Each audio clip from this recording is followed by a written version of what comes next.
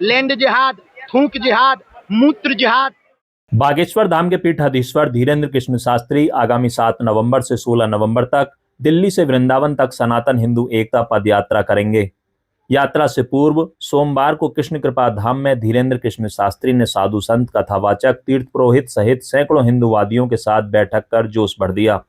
बाबा बागेश्वर ने कहा कि वह यात्रा के माध्यम से भारत को हिंदू राष्ट्र बनाने, सनातनियों को जगाने, यमुना शुद्धिकरण और समाज से जातिवाद, भाषावाद और क्षेत्रवाद को दूर करने का संदेश देंगे। शुद्धि के लिए और ब्रज की रज को बचाने के लिए भारत को कृष्ण जन्मभूमि में ठाकुर जी को बैठाने के लिए और भारत को हिंदू राष्ट्र बनाने के लिए यह यात्रा है।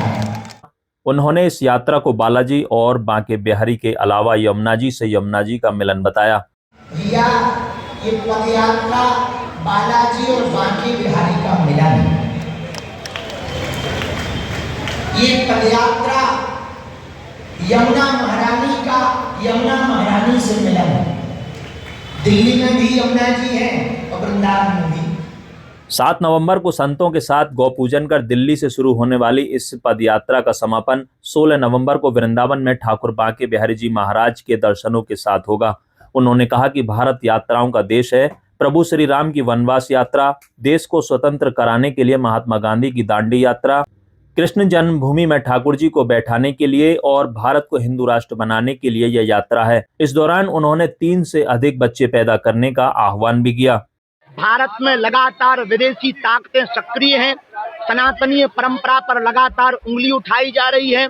यमुना जी की स्थिति देखकर, गौ माता की स्थिति देखकर, ब्रज की स्थिति देखकर और विदेशी ताकतें लव जिहाद, लैंड जिहाद, थूक जिहाद, मूत्र जिहाद के द्वारा लगातार हिंदुओं पर जो कुठाराघात हो रहा है, उस कुठाराघात को हटाने के लिए जो जातियों में विद्रोह मचा, जो जातिवाद, क्षेत्रवाद, भाषावाद मचा, उन तीनों वादों को शून्य करने के लिए, भाषावाद, क्षेत्रवाद और जातिवाद को शून्य करने के लिए हमने पुनः प्रण लिया कि अब दिल्ली से वृंदावन तक हम पुनः पैदल 140 किलोमीटर चलेंगे। इस कात्यायनी माता मंदिर से चलकर श्री धाम वृंदावन आएंगे। बांके बिहारी के दर्शन करके यमुना महारानी के क्षेत्र में पद यात्रा को विराम करेंगे। जी, हिंदू राष्ट्र की मांग हमें कागज पे नहीं चाहिए, लोगों के दिलों में चाहिए। हम तलवारों से युद्ध नहीं करना चाहते, विचारों का युद्ध करना चाहते। हम तलवारों से परिवर्तन नहीं लाना चाहते, विचारों से परिवर्तन लाना चाहते। और विचारों का मतलब प्रत्येक व्यक्ति के विचार कट्टर हिंदुत्व के हो गए। कट्टर हिंदुत्व का मतलब हमें किसी को मारना या गिराना नहीं है, सबको गले लगाना, पर अपनी संस्कृति की रक्षा के लिए आगे आना।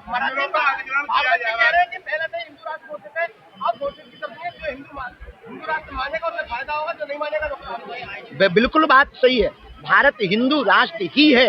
जहां बहुसंख्यक हिंदू हों वह हिंदू राष्ट्र ही है। लेकिन जो नहीं स्वीकार कर पा रहे हैं, उनको हिंदू राष्ट्र की विचारधारा को स्थापित करने के लिए यह पदयात्रा है। 3 नहीं 4 होने चाहिए, एक संघ के लिए, एक हिंदू राष्ट्र के लिए, 2 घर के लिए।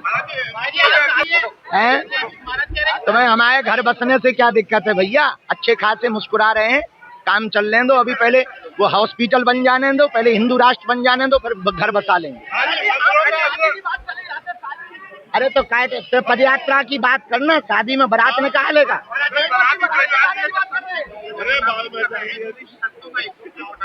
देखिए, हम यही बात कहेंगे, इस पर जितना कम वार्ता की जाए उतना बेहतर होगा।